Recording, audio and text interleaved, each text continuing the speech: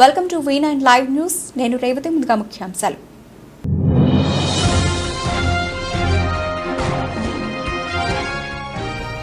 ఏపీకి పోటెత్తుతున్న ఓటర్లు, టోల్ ప్లాజాల దగ్గర భారీగా ట్రాఫిక్ జామ్.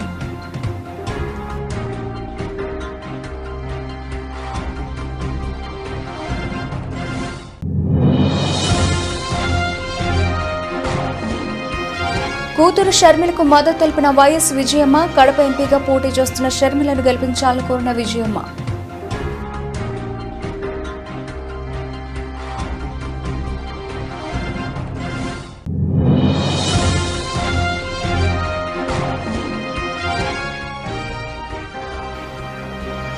గున్నేపల్లి గ్రామంలో కాంగ్రెస్ ఇంటింటి ప్రచారం. హాజరైన గ్రామ అధ్యక్షులు మహేందర్, మాజీ సర్పంచ్ గండి వెంకటరమణ.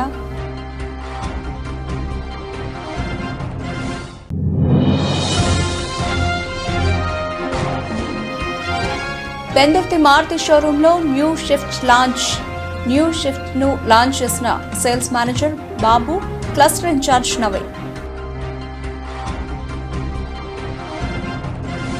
5 సంవత్సరాల క్రితం పనికి మాలిన చంద్రబాబు బీజేపీ ఈ రోజు రాష్ట్రానికి పనికొచ్చేసేవారంటే నమ్మే పచ్చ గొర్రెలు ఉన్నాయేమో. జనాలు నమ్మరు. పవన్ కళ్యాణ్.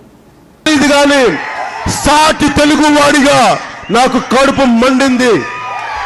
కేంద్రాన్ని నిలదీయాలి. కడుపు మండి ఆవేదనతోటి అందుకని జనసేన పార్టీ పెట్టాను. ఒక్క రాష్ట్రం విడగొట్టినందుకే కాదు, అరే మీరు సంరక్షించాల్సిన వ్యవస్థ కేంద్ర ప్రభుత్వం. ఆ రోజున రాష్ట్రం విడగొట్టేటప్పుడు భారతీయ జనతా పార్టీ నాయకులు, కాంగ్రెస్ పార్టీ నాయకులు ఇద్దరు ఏకమై మమేకమై అడ్డగోలుగా రాష్ట్రాన్ని విభజించి తెలుగుదేశం ఎంపీలని చిత్తగొడతా ఉంటే ఈ రోజు వెళ్ళి వాళ్ళు కాళ్ళు పట్టుకొని తిరుగుతా ఉన్నారు. చంద్రబాబు నాయుడు గారు ఏం మాట్లాడతాం వాళ్ళ గురించి? పౌరుషం లేదా మీకు? ఆత్మ గౌరవం లేదా? సిగ్గు లేదా? శరం లేదా? ఏం లేదు మీకు? కాళ్ళు పట్టుకుంటారా? అరే మా అన్న కాంగ్రెస్ ఉంటే కాదులు వస్తే మీరు కాంగ్రెస్ కాళ్ళు పట్టుకుంటే సిగ్గు ఉండాలి మీకు. మండపేట వైసీపీ అభ్యర్థి తోట త్రిమూర్తులు చివరి రోజు శనివారం ఎన్నికల ప్రచారం నిర్వహించారు. అంబేద్కర్ కోనసీమ జిల్లా మండపేట మండలం మారేడుబాక పరిసర ప్రాంతాల్లో చివరి రోజు ప్రచారం ముమ్మరం చేశారు. ఈ కార్యక్రమంలో భాగంగా తోట ఎన్నికల రథంపై రోడ్ షో చేస్తూ అంబేద్కర్, బాబు జగ్జీవన్ రామ్ విగ్రహాలకు పూలమాలలు వేసి నివాళులర్పిస్తూ ఆయన ప్రచారాన్ని ముందుకు సాగించారు. ఈ సందర్భంగా ఆయన మాట్లాడుతూ మండపేట నియోజకవర్గం అభివృద్ధి చెందాలంటే మీ ఓటు ఫ్యాన్ గుర్తుపై వేసి తనను ఎమ్మెల్యేగా ఆశీర్వదించాలని ఓటర్లను ఆయన కోరారు. ఈ కార్యక్రమంలో మండపేట మండలం తోట అభిమానులు, వైసీపీ నాయకులు, కార్యకర్తలు పెద్ద ఎత్తున పాల్గొన్నారు.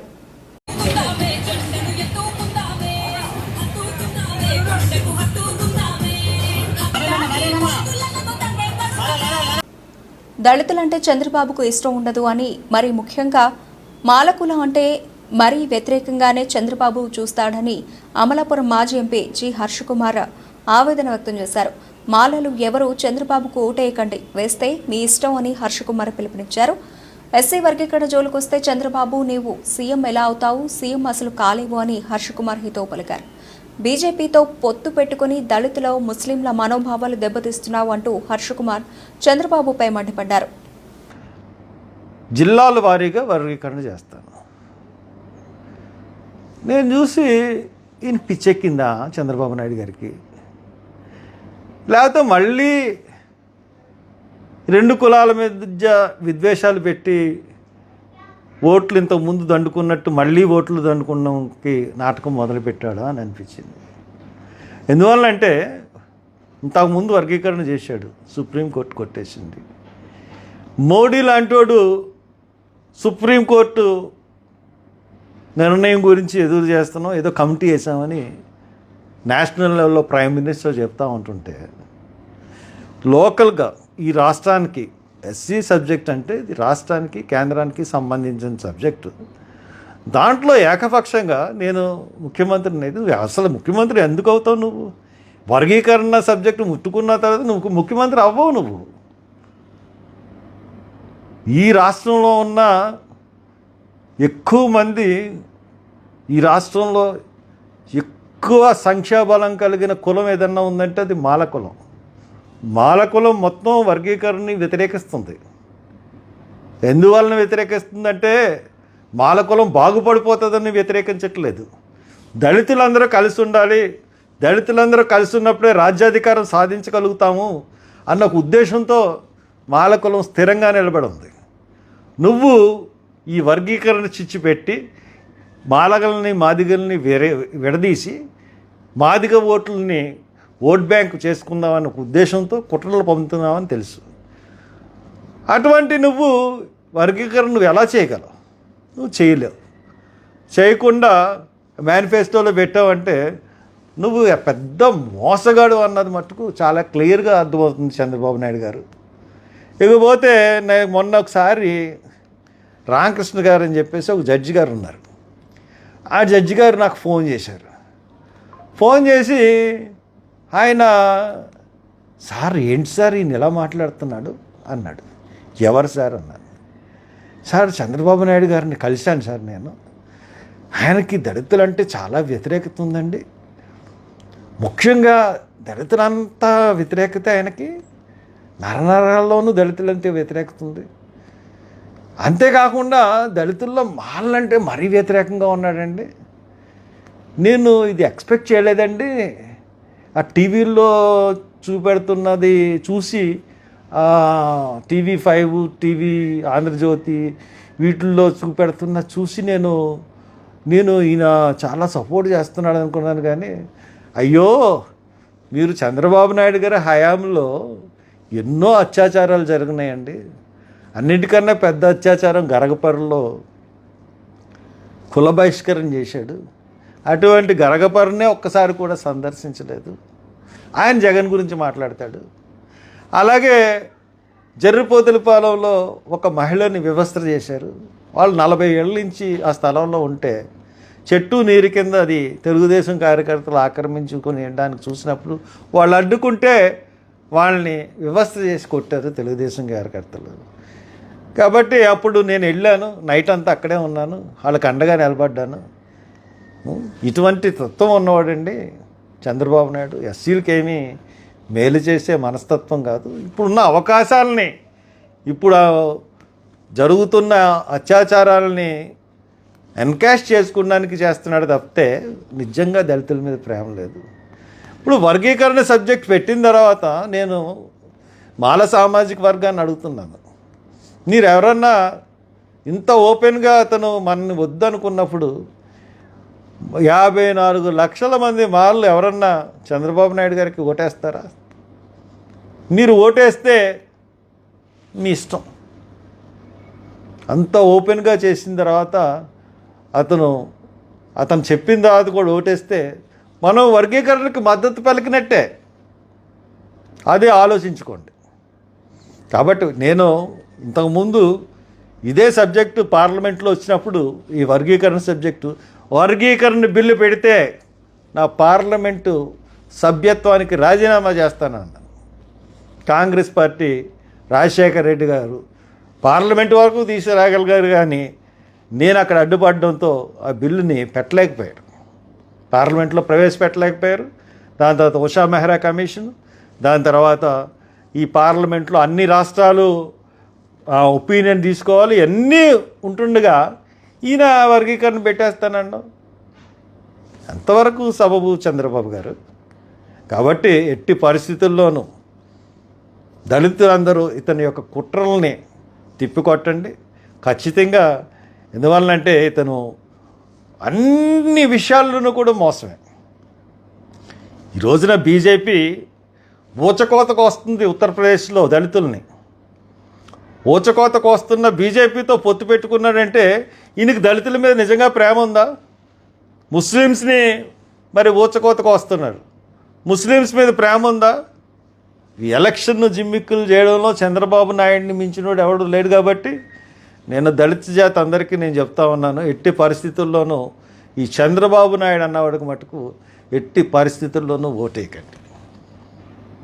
ఎన్నికల దృష్ట్యా ఓటర్లు సొంత ఊళ్లకు బయలుదేరారు. ముఖ్యంగా హైదరాబాద్తో పాటు తెలంగాణ వ్యాప్తంగా ఉన్న ఏపీ ప్రజలు ఓటేసేందుకు వెళుతున్నారు. విజయవాడ హైవేపై రద్దీ నెలకొనగా టోల్ ప్లాజాల వద్ద భారీగా వాహనాలు నిలిచిపోయాయి. మరోవైపు హైదరాబాద్ రోడ్లు ఓసిపోయి కనిపిస్తున్నాయి. హైదరాబాద్ నుంచి వస్తున్నామండి. మాది గుంటూరు. ఓటు కోసం వెళ్తున్నాం. యాక్చువల్లీ ఈసారి కంపల్సరీ మార్పు కోరుకుంటున్నాము. అందుకని చెప్పేసి మాకు తెలిసిన వాళ్ళు కూడా అందరినీ కూడా we are asking them to vote చేయమని అడుగుతున్నాను. అంటే ఓటు యొక్క ప్రాధాన్యత అంత గ్రామ స్థాయిలో చాలా వరకు ఓటు ఉన్నా సరే వేయడానికి రాదు. ఎక్కడి నుంచో వస్తున్నారంటే ఓటు అయిన వాళ్ళకి ఏం చెప్తారు? ఈసారి మార్పు కోరుకుంటున్నామండి అందరము. ఎందుకంటే ఇది అందరి భవిష్యత్తు కోసం, ఏపీ డెవలప్మెంట్ కోసం అండి. ఎందుకంటే ఇప్పుడు మన అందరం ఏపీకి సంబంధించిన వాళ్ళం ఎక్కడెక్కడో వెళ్ళి జాబులు చేసుకుంటాం. మన పిల్లలు అక్కడే మన అమ్మ నాన్నని పేరెంట్స్ని అందరిని వదిలేసుకొని ఎక్కడో జాబులు చేసుకుంటున్నాము. ఆ ఇంపార్టెన్స్ మన ఏరియా డెవలప్ అయితే మన పిల్లలు మన ఊర్లో ఉండి అక్కడ మన ఏరియా డెవలప్ అవుతుందని చెప్పేసి కోరుకుంటున్నాము. అందుకే వచ్చి కంపల్సరీ మనం ఓటు వేసుకుంటున్నామండి. ఎక్కడ ఏ కాన్స్టిట్యున్సీలో ఉంది సార్ ఓటు? తాటికొండ అండి. థ్యాంక్ యూ అండి. తన కూతురు షర్మిలకు వైఎస్ విజయమ్మ మద్దతు తెలిపారు. కడప ఎంపీగా పోటీ చేస్తున్న వైఎస్ఆర్ బిడ్డ షర్మిలను గెలిపించాలని ఆమె కోరారు. ఈ మేరకు ఒక వీడియోను విడుదల చేశారు. వైఎస్ఆర్ను అభిమానించే వారికి, ప్రేమించే వారికి నా నమస్కారాలు. రాజన్న ముద్దుబిడ్డను గెలిపించి పార్లమెంటుకు పంపాలని మిమ్మల్ని ప్రార్థిస్తున్నా. కడప ప్రజలకు సేవ చేసే అవకాశం షర్మిలకు కల్పించాలి అని ఆమె ఓటర్లకు విజ్ఞప్తి చేశారు. మీ విజయమ్మను రాజశేఖర రెడ్డి గారిని అభిమానించేవారు, వారికి రాజశేఖర రెడ్డి గారిని ప్రేమించే వారికి, యావత్ కడప లోక్సభ నియోజకవర్గ ప్రజలందరికీ నా విన్నపం. రాజశేఖర రెడ్డి గారిని ఏ విధంగా మీరు అభిమానించారు, ఏ విధంగా హక్కును తీర్చుకున్నారు, ఏ విధంగా నిలబెట్టుకున్నారు, ఆయన కూడా ఆయన ఊపిరి ఉన్నంత వరకు ప్రజాసేవలో మీకే అంకితమయ్యారు. మీకు సేవ చేస్తానే ఆయన చనిపోయారు. ఈరోజు ఆయన ముద్దుబిడ్డ షర్మిలమ్మ పార్లమెంట్కి కంటెస్ట్ చేస్తూ ఉంది. ఈరోజు ఆ బిడ్డను ఆశీర్వదించమని, పార్లమెంట్కి పంపమని, ఆయనలాగా మీకు సేవ చేసే అవకాశం ఆమెకి ఇవ్వమని వాళ్ళందరినీ ప్రార్థిస్తున్నాం. షాద్నగర్ మే 10 తెలంగాణలో అత్యధిక స్థానాల్లో గెలుపొందడమే లక్ష్యంగా కాంగ్రెస్ పార్టీ ముందుకు సాగుతోంది. ఇందుకోసం ఆ పార్టీ తెలంగాణ పీసీసీ అధ్యక్షుడు సీఎం రేవంత్ రెడ్డి అన్ని తానే పార్టీ శ్రేణుల్లో జోష్ నింపుతూ ముందుకు పోతున్నారు. ఈ క్రమంలోని రాష్ట్ర వ్యాప్తంగా వరుస పర్యటనలతో హోరెత్తిస్తున్నారు. హస్తం పార్టీ అభ్యర్థుల విజయాన్ని కాంక్షిస్తూ ఆయా జిల్లాలో ఎన్నికల ప్రచారాన్ని సాగిస్తున్నారు. ఈ నేపథ్యంలోనే మహబూబ్ నగర్ లోక్సభ పరిధిలోని షాద్నగర్ కార్నర్ మీటింగ్ సభలో ఆయన పాల్గొని ప్రసంగించారు. ఆయన వచ్చిన సందర్భంగా కాంగ్రెస్ పార్టీ కార్యకర్తలు, నాయకులు ఆయనకు ఘన స్వాగతం పలికారు. ఈ సందర్భంగా సీఎం రేవంత్ రెడ్డి పార్టీ కార్యకర్తలు ప్రజలను ఉద్దేశించి ప్రసంగించారు. తనను విమర్శించే నైతిక హక్కు డీకే కుటుంబానికి లేదని, పాలమూరు జిల్లాను పట్టి పీడించిన కుటుంబం ఏదైనా ఉంది అంటే అది డీకే కుటుంబమేనని, గాలి, నీరు, ఇసుక, మట్టి, పంచభూతాలు ఒక్కదాన్ని కూడా వదలని కుటుంబం డీకే కుటుంబం. కాంట్రాక్టర్ల దగ్గర కమిషన్లు, సారా కాంట్రాక్టర్లు, కల్తీ కళ్ళు మాఫియా, చివరకు వైన్ షాపుల దగ్గర కమిషన్లతో పాటు కళ్ళు దుకాణాల దగ్గర మామూలు కూడా వదిలిపెట్టని కుటుంబం డీకే కుటుంబం. పాలమూరు తులసివనంలో అక్కడక్కడ గంజాయి మొక్కలు మొలిచాయని డీకే కుటుంబాన్ని ఉద్దేశించి మాట్లాడారు. మీరు నాటిన మొక్కే నేడు వృక్షమై మేము ముందుకు వచ్చిందని పేర్కొన్నారు. వచ్చిన రాష్ట్రానికి ముఖ్యమంత్రి ఉమ్మడి పాలకుల కంటే ఎక్కువ ద్రోహం చేసిండు, తీరని అన్యాయం చేసిండు. అందుకే తెలంగాణ రాష్ట్రంలో 10 సంవత్సరాలైనా మన ప్రాజెక్టులు ఎక్కడి అక్కడనే ఉన్నాయి. మన పాలమూరు వలసల బతుకులో మార్పు రాలేదు, మన జీవితాలలో వెలుగు తేలేదు. అందుకే మిత్రులారా, ఇవాళ మీ అందరి ఆశీర్వాదంతో నల్లమలలో పుట్టిన నేను, వ్యవసాయ కుటుంబం నుంచి వచ్చిన నేను, మీ సోదరుడిగా, ఒక జడ్పీటీసీగా, ఆనాడు ఎమ్మెల్సీగా ఈ షాద్నగర్ అండగా నిలబడి అత్యధికంగా ఓట్లు ఇచ్చి మీరందరూ కష్టపడి బలపరిచి శాసన మండలి సభ్యుని చేస్తే ఆ రోజు నుంచి ఈ రోజు వరకు వెనక్కి తిరిగి చూడకుండా మీరు నాటిన మొక్క వృక్షమై తెలంగాణ రాష్ట్రానికి ముఖ్యమంత్రి 4 కోట్ల ప్రజల యొక్క బాధ్యత ఇవాళ మీ బిడ్డగా నేను తీసుకున్నా. అట్లాంటి కీలకమైన సందర్భంలో ఈ పార్లమెంట్ ఎన్నికలు వచ్చినాయి. లోక్సభ ఎన్నికల్లో ప్రజలు శాంతియుత వాతావరణంలో తమ ఓటు హక్కును వినియోగించుకోవాలని జిల్లా ఎస్పీ సుధీర్ రామనాథ్ కేకన్న అన్నారు. మహబూబాబాద్ జిల్లా కేంద్రంలోని ప్రధాన వీధులలో కేంద్ర బలగాలతో పోలీసులు కవాతు నిర్వహించారు. ఈ సందర్భంగా జిల్లా ఎస్పీ సుధీర్ రామనాథ్ కేకన్ మాట్లాడుతూ ఎటువంటి ఆందోళనలు చెందకుండా శాంతియుతంగా ప్రజల ఓటు హక్కును వినియోగించుకునేలా ప్రత్యేక బలగాలతో పటిష్ట ఏర్పాట్లు చేశామన్నారు. ఓటర్లు ప్రలోభాలకు గురికాకుండా ఓటు వేయాలన్నారు. ఎటువంటి ఇబ్బందులు తలెత్తినా పోలీసులకు సమాచారం ఇవ్వాలని ప్రజలకు విజ్ఞప్తి చేశారు. ఈ కవాతులో అడిషనల్ ఎస్పీ జోగుల చెన్నయ్య, డీఎస్పీలు, సిఐలు, పోలీస్ సిబ్బంది పాల్గొన్నారు.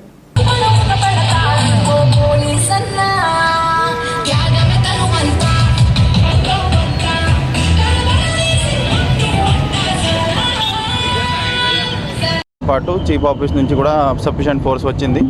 సో అన్ని పోలింగ్ స్టేషన్స్, పోలింగ్ లొకేషన్స్లో ఈ పోలీస్ శాఖ తరఫున ప్రాపర్ సెక్యూరిటీ బందోబస్తు అరేంజ్మెంట్ చేయడం జరుగుతుంది. సెక్యూరిటీ బందోబస్తుతో పాటు కమ్యూనికేషన్ ప్లాన్ కూడా ఎస్టాబ్లిష్ అయింది. సో మహిబాద్ ప్రజలకి అందరికీ ఒకటే విజ్ఞప్తి నా తరఫున, మీరు అందరూ ఏం భయపడకుండా, ఏం ప్రలోభన లేకుండా మీ ఓటు హక్కు నియోగించండి.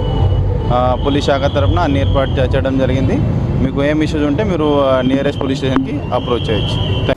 గున్నేపల్లి గ్రామంలో ఇంటింటి ప్రచారంలో భాగంగా డోర్నకల్ ఎమ్మెల్యే డాక్టర్ రామచంద్ర నాయక్ ఆదేశానుసారం ఇంటింటికి తిరిగి చేతి గుర్తుపై ఓటు వేసి అత్యధిక మెజార్టీతో కోరక బలరాం నాయక్ని గెలిపించాలని కోరడం జరిగింది. కార్యక్రమంలో గ్రామాధ్యక్షులు మహేందర్, మాజీ సర్పంచ్ గండి వెంకటరమణ, ముఖ్య కార్యకర్తలు పొన్నాల వెంకన్న, కొంపల్లి రాము, మద్దుల సోమిరెడ్డి, ఏనుగంటి సుమన్, కందుల రాకేష్, రామగిరి అనిల్, మంద ముత్తయ్య, వెంకటరెడ్డి, కిరణ్ మొదలగు వారు పాల్గొన్నారు. ఈరోజు డాక్టర్ రామచంద్ర నాయక్ గారి ఆదేశానుసారం మా గున్నెపల్లి గ్రామంలో మహబూబాద్ పార్లమెంటు నియోజకవర్గ అభ్యర్థి కోరిక బలరాం నాయక్ గారి గెలుపు కొరకై మా గ్రామంలో కార్యకర్తలు అందరం కలిసి ఇంటింట ప్రచారం చేయడం జరిగింది. మా కార్యకర్తలతో సహా అందరినీ 6 గ్యారంటీలను ఇంటికి తిరిగి మహిళలకు కానీ ఓటర్స్ అందరికీ చేరవేయడం జరిగింది. దానితో పాటు ఈ మహబూబాద్ కాన్స్టిట్యున్సీ టోటల్గా పార్లమెంట్ నియోజకవర్గంలో అత్యధికంగా 3 లక్షల మేడతోని గెలిపించాలని కోరుతూ మా గున్నెపల్లి గ్రామ ప్రజలను అభ్యర్థించడం జరిగింది. అలాగే మహిళలకు ఆర్టీసీ బస్సులు ఫ్రీగా సర్వీసులు చేసుకున్నందుకు వాటిని వినియోగించుకుంటూ మరి గ్యాస్ ఫ్రీ, అట్లాగే విద్యుత్ 200 యూనిట్ల విద్యుత్ సౌకర్యం కూడా వినియోగించుకోవాలని, 10 లక్షల ఆరోగ్య బీమాను కూడా దాన్ని వినియోగించుకోవాలని వివరించడం జరిగింది. మా కాంగ్రెస్ పార్టీ మిగతా రేవంత్ రెడ్డి గారు ఆగస్టు 15కు రుణమాఫీ కూడా చేస్తారని గట్టి నమ్మకంతో హామీ ఇవ్వడం జరిగింది. అత్యధిక మేరతో గెలిపిస్తారని ఆశిస్తూ కోరుతున్నాం. 6 ఎయిర్ బ్యాగ్స్ తో కస్టమర్లకు సేఫ్టీ పరంగా 4 జనరేషన్ షిఫ్ట్ లాంచ్ చేయడం జరిగిందని Pendurthi Maruti showroom sales manager J E Babu అన్నారు. ఈ మేరకు శనివారం పెందుర్తి మారుతి షోరూంలో నూతనంగా మారుతి సుజుకి లాంచ్ చేసిన షిఫ్ట్ కార్ను క్లస్టర్ ఇన్ఛార్జ్ నవీన్తో బాబు కలిసి ఆవిష్కరించారు. ఈ సందర్భంగా cluster incharge Naveen, Pendurthi showroom manager Babu మీడియాతో మాట్లాడుతూ అనేక ఫీచర్లతో నూతనంగా 4 జనరేషన్ షిఫ్ట్ కారు ఇండియా మార్కెట్లోకి వచ్చిందని పేర్కొన్నారు. ఈ కారులో 6 air bags, smart pay, studio, Suzuki connect, rear AC, Windows, 9 రకాల కలర్స్తో అందుబాటులో ఉందని వెల్లడించారు. ఈ రోజు నుంచి కస్టమర్లకు బుకింగ్స్ ప్రారంభించినట్లు పేర్కొన్నారు. ఈ కార్యక్రమంలో సేల్స్ సిబ్బంది తదితరులు పాల్గొన్నారు. Good morning one and all. నా పేరు నవీన్ అండి. నేను Siripuram showroom manager and cluster హెడ్గా పెందుర్తి బ్రాంచ్ కూడా హ్యాండిల్ చేస్తాను. సార్ ఈరోజు మా పెందుర్తి బ్రాంచ్లో మేము న్యూ స్విఫ్ట్ అనేది లాంచింగ్ జరిగింది. ఇది new Swift 4th generation Swift sir. ఇది ఎప్పుడు 2005 నుంచి 2024 వరకు ఈ లెగసీ నడుస్తుంది. ఈ న్యూ స్విఫ్ట్లో కంప్లీట్ అన్ని కూడా సేఫ్టీ నార్మ్స్ అన్ని ఇంక్లూడ్ చేశారు. స్టార్టింగ్ వేరియంట్ నుంచి 6 ఎయిర్ బ్యాగ్స్ వస్తున్నాయి అండ్ మీకు వైర్లెస్ ఛార్జర్ వస్తుంది. సుజుకి కనెక్ట్ అనేది సేఫ్టీ ఫీచర్లో వస్తుంది. తర్వాత ఇంకా మెయిన్గా చూసుకోవాలంటే బాడీ అది పర్ఫార్మెన్స్ డిజైన్ చేయడం జరిగింది. మంచి లుక్స్ వైజ్ కానీ మైలేజ్ కానీ ఎక్సలెంట్ మైలేజ్ కూడా. దీంట్లో మైలేజ్ కూడా సార్ 25.75 కిలోమీటర్ వస్తుంది. ఇట్స్ ద హైయెస్ట్ మైలేజ్ అండి. ఈ వెహికల్ కూడా బ్రాండ్ సక్సెస్ అవుతుందని మేము కంప్లీట్గా భావిస్తున్నాం. దీంట్లో వచ్చేసరికి 9 కలర్స్ అవైలబుల్లో ఉన్నది. మీకు రెడ్ అండ్ బ్లాక్ వస్తుంది, బ్లూ అండ్ బ్లాక్ వస్తుంది, వైట్ అండ్ బ్లాక్ వస్తుందండి. అది కొత్తగా లాంచ్లో దీంట్లో ఆరెంజ్ కలర్ అవైలబిలిటీగా ఉందండి. నెక్స్ట్ దీంట్లో వచ్చేసరికి మీకు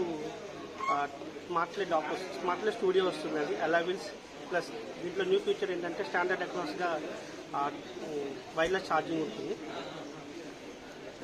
దీని మైలేజ్ వచ్చేసరికి 25.7 అండి. దీని ప్రైస్ వచ్చేసరికి లాస్ట్ షిఫ్ట్తో పోల్చుకుంటే దానికి 30,000 వేరియేషన్. గుడ్ మార్నింగ్ అండి. నా పేరు జీఈ బాబు. నేను బలూన్ మోటార్స్ పెందుర్తిలో అసిస్టెంట్ సేల్స్ మేనేజర్ పనిచేస్తాను. ఈరోజు మన దగ్గర న్యూ షిఫ్ట్ లాంచ్ అయ్యిందండి. దీంట్లో వచ్చేసరికి మనకి కస్టమర్కి కావాల్సిన ఆల్ ఫీచర్స్ అనేవి అవైలబుల్గా ఉన్నాయి, సేఫ్టీ ఫీచర్స్ కూడా. దీంట్లో వచ్చేసరికి జీ సిరీస్ ఇంజిన్స్తో స్టార్ట్ అవుతుందండి 1200 cc. నెక్స్ట్ దీంట్లో వచ్చేసి 6 ఎయిర్ బ్యాగ్స్ ఉన్నాయి. నెక్స్ట్ స్టాండర్డ్ ఫీచర్స్గా వచ్చేస్తుంది అనమాట. దీంట్లో వచ్చేసరికి మీకు అవైలబుల్ భారత రాష్ట్ర సమితి జిల్లా అధ్యక్షురాలు సిట్టింగ్ ఎంపీ మహబూబాబాద్ ఎంపీ అభ్యర్థి మాలతు కవిత నేడు మానుకోటలో ఎమ్మెల్సీ తక్కళ్లపల్లి రవీందర్ రావుతో కలిసి రోడ్ షో నిర్వహించి ఎల్లుండి జరగబోయే పార్లమెంట్ ఎలక్షన్స్లో తన 2వ నెంబర్ కారు గుర్తుకు ప్రజలంతా తమ అమూల్యమైన ఓటు వేసి రెండవసారి గెలిపించాలని ప్రతి ఒక్కరిని పేరు పేరున ఓటు అభ్యర్థిస్తూ రోడ్ షో నిర్వహించారు. కార్యక్రమంలో municipal chairman doctor Rammohan Reddy, Marneni Venkanna, Parakala Srinivas Reddy, Yalla Muralidhar Reddy, జిల్లా భారత నేతలు, కార్యకర్తలు పాల్గొన్నారు.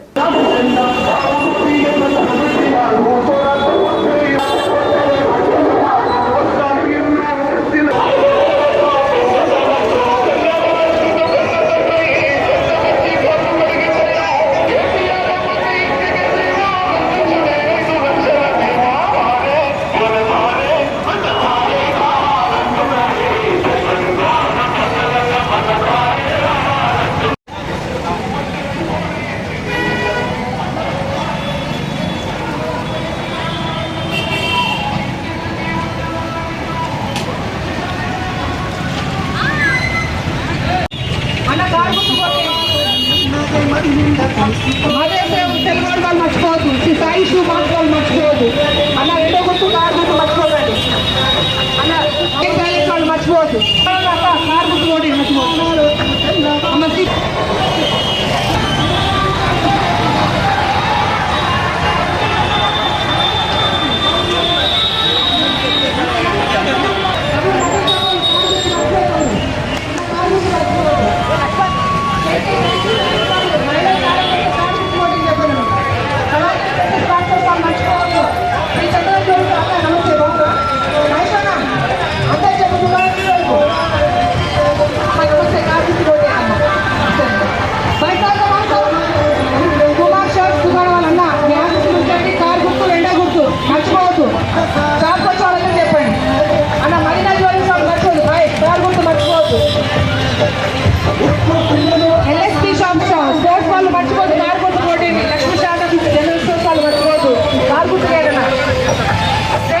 ఎన్నికల రాష్ట్రంలో బీఆర్ఎస్కు ఒక స్థానం కూడా దక్కదని, బీజేపీ గెలుపు కోసం బీఆర్ఎస్ పార్టీ పనిచేస్తుందని రాష్ట్ర వ్యవసాయ శాఖ మంత్రి తుమ్మల నాగేశ్వరరావు అన్నారు. మహబూబాబాద్ జిల్లా కేంద్ర శివార్లోని అనంతారంలో ఏర్పాటు చేసిన మీడియా సమావేశంలో తుమ్మల మాట్లాడుతూ కాంగ్రెస్ పార్టీ అధికారంలోకి వచ్చి 100 రోజుల పరిపాలనలో ఇచ్చిన హామీలను 5 అమలు చేశామని, రుణమాఫీని ఆగస్టు 15 లోపు ఒక్క రోజులోనే అమలు చేస్తామన్నారు. బీఆర్ఎస్ ₹1,00,000 రుణమాఫీ వడ్డీకే సరిపోలేదని ఎద్దేవా చేశారు. గత బీఆర్ఎస్ ప్రభుత్వ హయాంలో ధాన్యం కొనుగోలులో తరుకు పేరిట 10 కేజీల ధాన్యాన్ని తీసి రైతులను నిలువు దోపిడీ చేశారని, కాంగ్రెస్ ప్రభుత్వంలో 1 కేజీ మాత్రమే తరుగు తీస్తున్నామని, తడిసిన ధాన్యాన్ని కొనుగోలు చేస్తున్నామన్నారు. బీఆర్ఎస్ ప్రభుత్వం ఒక్క సివిల్ సప్లైలోనే 50,000 కోట్ల రూపాయల నష్టాన్ని చూపి అదనపు భారం మోపారని, ఆ 50,000 కోట్ల రూపాయలకు కాంగ్రెస్ ప్రభుత్వం 5,000 కోట్ల రూపాయల వడ్డీని కట్టామని, బీజేపీ 10 ఏళ్ల పాలనలో రాష్ట్ర విభజన చట్టంలో ఇచ్చిన హామీలను విస్మరించి ఎంపీ ఎన్నికల్లో ఏ ముఖం పెట్టుకుని ఓట్లు అడుగుతున్నారని ఆయన ప్రశ్నించారు. ప్రధాని నరేంద్ర మోదీ తన హోదాను సైతం మరిచి అసత్యాలతో ప్రచారం నిర్వహిస్తున్నారని ఎద్దేవా చేశారు. తెలంగాణ రాష్ట్రాన్ని కబళించాలని చెప్పి ఆ పార్టీ పెద్దలు చెప్తున్నారు. 3 నెలలు ఉండదు ఈ ప్రభుత్వం, రేవంత్ రెడ్డి గారి ప్రభుత్వం, తర్వాత బీజేపీ వస్తుంది, లేదు వేరే రకంగా ఈ ప్రభుత్వాన్ని కూలుస్తామనేటటువంటి స్పష్టమైనటువంటి సంకేతాలు ఇస్తున్నారు. ఇచ్చినటువంటి రైతు బంధుని గత ప్రభుత్వం మొదలుపెట్టిన దగ్గర నుంచి 5 నెలలు 6 నెలల్లో పూర్తి చేసేవాళ్ళు. అటువంటి రైతు బంధుని 3 నెలల కాలంలోనే రైతులకు అందించాం. దానికి రైతు లోకం అందరూ కూడా హర్షామోదాలు తెలియజేస్తూ ఉన్నారు. అదేవిధంగా బులెటిన్ ముగించే ముందు హెడ్లైన్స్ మరోసారి.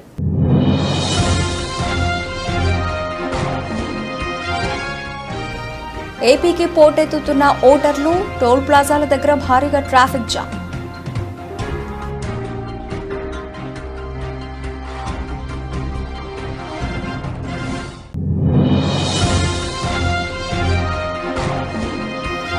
కూతురు షర్మిలకు మద్దతు తెలిపిన వైఎస్ విజయమ్మ, కడప ఎంపీగా పోటీ చేస్తున్న షర్మిలను గెలిపించాలని కోరిన విజయమ్మ.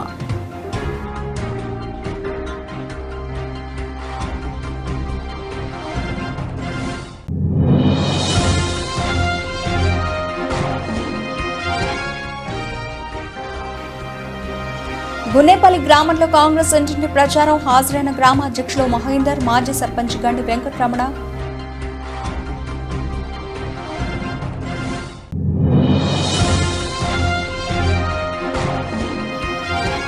పెందుర్తి మారుతి షోరూంలో న్యూ షిఫ్ట్ ను లాంచ్ చేసిన సేల్స్ మేనేజర్ బాబు, క్లస్టర్ ఇన్ఛార్జ్ నవీన్.